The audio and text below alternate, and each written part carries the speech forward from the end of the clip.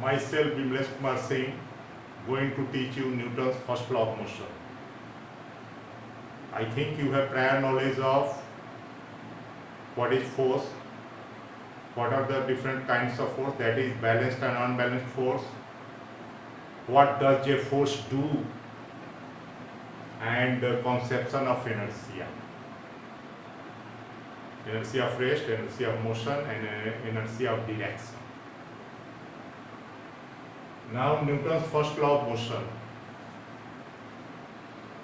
Newton's first law of motion gives Newton's first law of motion states that it is based on inertia.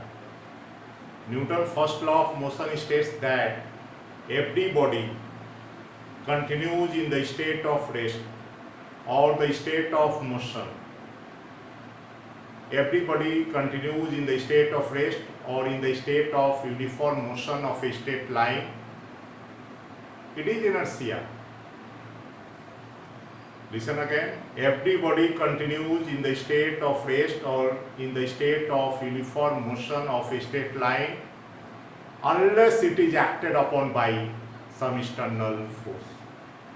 Listen again. Everybody continues in the state of rest or in the state of uniform motion of a straight line unless it is acted upon by some external force.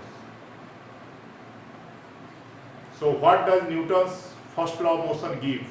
From the first part of Newton's first law of motion, we get the conception of inertia. What does it say? What does first part of Newton's first law of motion states? Everybody continues in the state of rest or in the state of uniform motion of a straight line. So first part of Newton's first law of motion gives the conception of, gives the idea of inertia. Everybody continues in the state of rest. That means it is inherent property of a body at rest to remain in the state of rest. This property is called inertia of rest. And everybody continues in the state of rest or in the state of uniform motion of a straight line. This is inertia of motion. It is inherent property of a moving body to maintain its motion unless it is acted upon by some external force. So, what does Newton's first part of Newton's first law of motion give? It gives the conception of, it gives the idea of inertia. And what does second part of Newton's first law of motion give? What does it state? Listen again. What does second part states? Unless it is acted upon by some external force. That means force is that external agent which brings about change in the state of rest or in the state of motion.